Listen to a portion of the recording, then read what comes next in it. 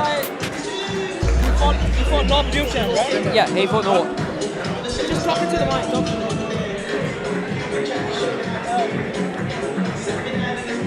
Yeah, talk to the mic. Ladies and Is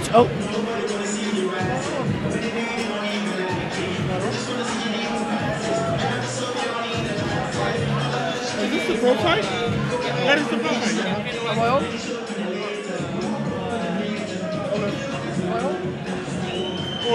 Ladies and gentlemen, here we are, last fight of the evening, our one and only pro fight here on Industry Rumble 5, the Bruce Glozier boxing promotions. I'm here with Clavrat Channel, I'm Kerry Davies, and I'm here with Barry Robinson. Here we go, guys. How are we doing, Barry? Hey, what's up, man? Hey, Kerry. How you guys doing? How's New Zealand doing? Thanks for having me on. I'm really excited about this fight. I hope my words don't rush out. Always good to see professional boxing, especially at this weight. See what these guys have to offer. Please welcome Vimal Punera.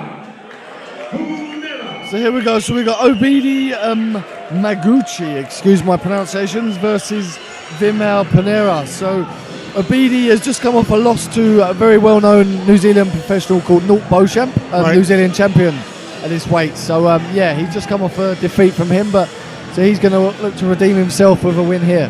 Well, I have trauma from fighting new guys from the Congo because one put me out for a very, very long time. So in my head, all guys from the Congo are knockout artists. But it's probably not true, but it's just in my head. Yeah.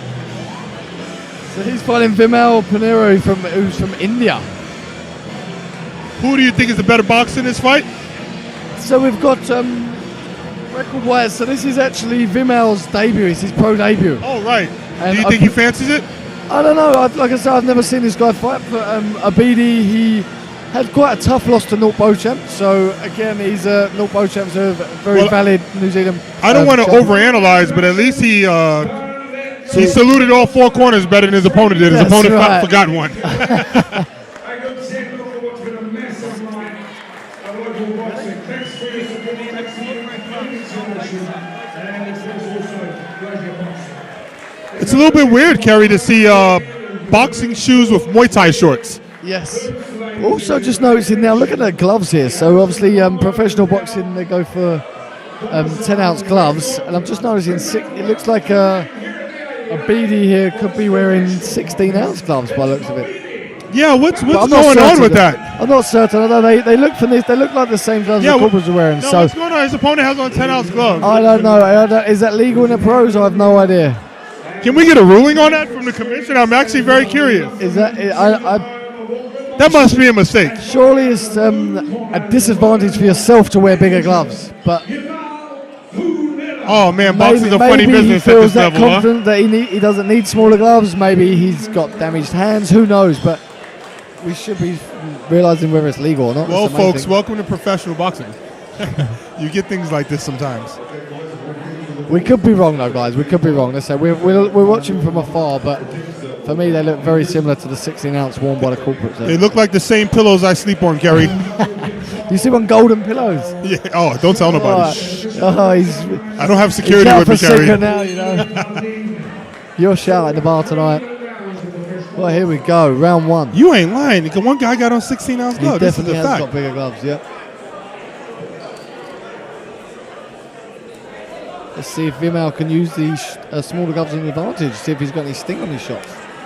Tell you what, looks like both guys have a good, solid, fundamental base of boxing. Oh, very But that's nice. that's why the guy 6'3" from the Congo has on 16-ounce gloves, I guess. That was a very nice uppercut hook straight. So this is typical boxing, folks at home. There's always a filling out process. Oh, beautiful very shot at good the break. body. Hey, referee, you got to get in there. That's not his fault. They're the sort of shots with a 10-ounce gloves that feel a lot different than 16s. And another thing is, too, Kumar smartly has tape around his gloves, but why doesn't it have tape around the Velcro of the fighter from Congo? That could somebody get injured. Very true, very true. Seen many scratches caused in my Oh. day. And this is turning into a good little scrap, you know. Both these guys definitely look like they know what they're doing. So far, you see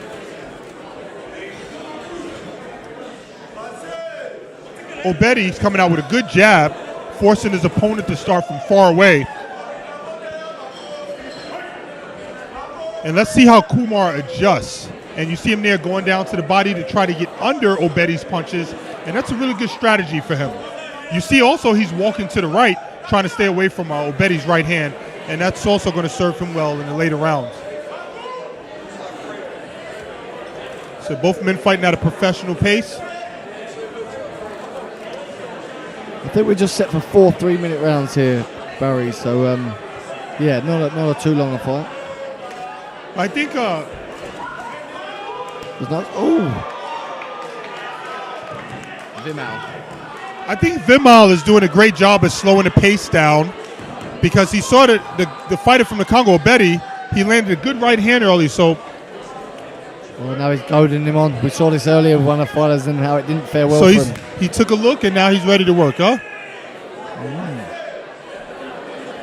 You say Vimal, he's doing really well. He seems to be trying to step to the right, which is the best thing to do. He's trying to stay out of the way of that power hand. Am I wrong for thinking that if Obedi steps on the gas, he'll get him out of there? Oh. That's what I was thinking. Did you tell him to step on the gas there, Barry? That's well, a very good call. I just feel like you can see it. If he just steps on the gas, the guy's out of there. Yeah. Vimal's chin looks... he swung a big shot. His chin looks questionable, that's for sure. Yep. I think there's also a weight discrepancy, and that's why they... I don't know whether there's something going on here with the 16-ounce gloves because, like you're saying, it looks to me from the eye that if he put the gas on, he can get him out there quite easily. Is he wearing 16-ounce gloves to cushion what could be an easy win? As almost like an empathy I think so. I've seen worse in boxing. Is that allowed, though? Are you allowed to give your opponent or give yourself a handicap in empathy to your opponent? If there's no commission involved, absolutely. But it's professional boxing. And if there's no commission, is the sports commission here? Probably not, right? I know in the States, the commission, if you always look at professional boxing, the commission is always like, for example, the commission would be standing on the top of the ring, seeing if he's given illegal substances and things like that. So here you don't see the commission, so I don't think all the rules for a sanctioned boxing event will apply. Well, Obedi here now has decided to have a dance in the corner, so he's obviously feeling very confident and. He's got his check relaxed. already, huh? He's got his dance on already. He's already got his check for the night. Yeah. He's feeling good. Well, that's the hardest part about fighting is getting that payment at the end. So good for him. A lot of. What do you think of the dancing and a little bit of showboating, Barry? Is that something you bothers you or anything when you see fighters doing that? Oh, beautiful left hook. Here's why it doesn't bother me. Muhammad Ali has some interviews where he talks about the reason why he said I am the greatest is not because he actually believed that, but he wanted to convince himself of that. So, and also he was campaigning himself towards a title because that's how you get fights. That's right. And so there are some athletes that truly mean they do it what they say, and then there's some athletes that are just fools repeating what they've seen other people do. Yeah, that's right. There you had a head clash. Let's see if any fighters are cut. Barry, have you ever heard of the boxer Augustus? They dance. Oh, my guy, Emmanuel Augustus, wow, man. Emmanuel really Augustus, good fighter. Unbelievable. But the thing with Emmanuel Augustus, see, he wasn't a showboater. He literally had ADD and got bored. His was unbelievable. No, he literally had ADD and got bored. Yeah. That's literally what would happen with him. He just got bored. He was so good, he got bored. Yeah. And wanted to dance. But here we see Vimal fighting a lot better this round. You see him going out to the body. He's been throwing his jab all night to the body, and now he's starting to take his right hand up top, and he just missed a really good right hand there. So Vimal, he's putting up a good fight here. Like I say, his chin looks questionable. His chin looks questionable, which is unfortunate. His technique-wise, he's not too bad. He's just chin is letting him down a little bit, isn't it? Glad they don't have 10-ounce gloves on the fighter from the Congo, huh? I think this is what I'm starting to think. It was done on purpose. But I'd like to see the fighter from the Congo stop messing around and finish this fight. Yeah. Like this, I don't think it's a good look for him to be in a long fight with this guy. Finish the fight. Yeah. And one punch can change it all, you know? Right. Vimal's throwing that right, overhand right. You never know. That's good work. Now here's the worry about punching himself out, and this is the thing with boxing. Will he get tired here and allow Vimal to get back in this fight? What do you think Vimal should be doing here technically? It's very hard to say. He's because every time he's taking a shot, it looks really like it's affecting him. So either Obedi's got massive power, or there's a weight difference, or he just has a questionable chin. So, if I'm honest, what he needs to do is not be getting hit right now. I'm going to go on a limb. If I look at the two fighters' backs, I got to say I think Obedi's much heavier. Yeah, big weight difference, yeah. Looks like an aircraft carrier in comparison. He looks very small, doesn't he, Vimal? But that's the thing. When you have size like this, put on the pressure like we've seen in the white collar fights and get this guy out of there. Yeah. You don't play with your food. They give you a sandwich, you eat it. Yeah. Oh. Vimal's showing a lot Oh, of boy. heart. He's still taking trying some to clean fight shots. back. We might need to stop this fight. He's Don't want to see fighting him back. take any more punishment. No. He's really earning his paycheck, isn't he, Vimal? Good on him. Absolutely. The young lad, he's really having a go, but he's definitely taking some punishment in there. Like to see Obedi go down to the body next round, maybe make his work a little bit easier. I feel like he could take him out anytime he wanted, but he's, like you say, he's almost playing with him. Oh, my God.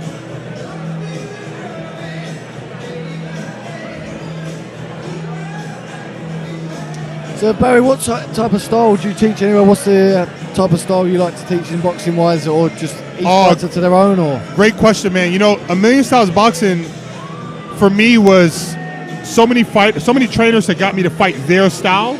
But when I watch fights, there was thousands of champions, and they all fought different. So why am I only learning one thing? So I don't believe in teaching the guys a style. I believe in movement. I believe in teaching a guy how to walk to the left with balance, walk to the right with balance, how to go backwards with balance, how to go forward with balance. And I believe if they have balance, they'll be able to do what they think they're able to do. So I don't really like to teach them to be an inside fighter, outside fighter. I just like to teach them movement. And I think if you have good balance, good movement, rounded, you'll be confident enough to fight how you see yourself being able to fight. Gotcha, yeah, brilliant. But that means a lot of boring training, so it's not for everybody.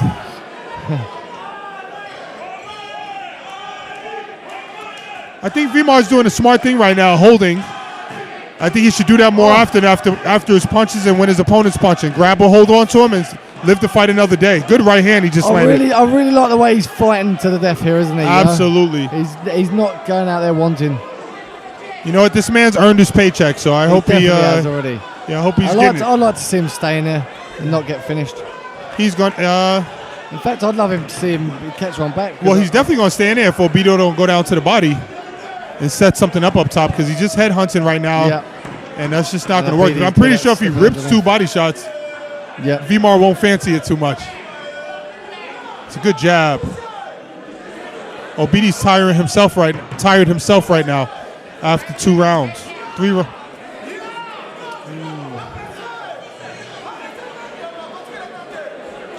What do you think? Vimal gets hit with a few more hard shots. You still in the towel?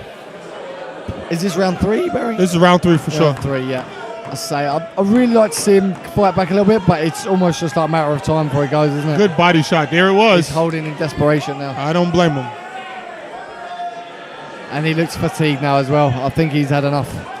I'll tell you what, for the people watching at home, it is a ton of heart to get hit with all these shots and not leave your feet and still be throwing punches. Give this man a lot of credit. The fight might not look like he can fight, but let me tell you, this man has a lot of heart. He's looking at his corner now. If I'm his corner, I'd have that stop this fight. Hand. Right, protect your man. A couple more shots and get him out of there. It doesn't look like he's going to win this fight. Oh, yeah, protect your man. Get him out of there. Or the referee, let's give him an 8 count or something. Oh, hit after the break there as well was unnecessary.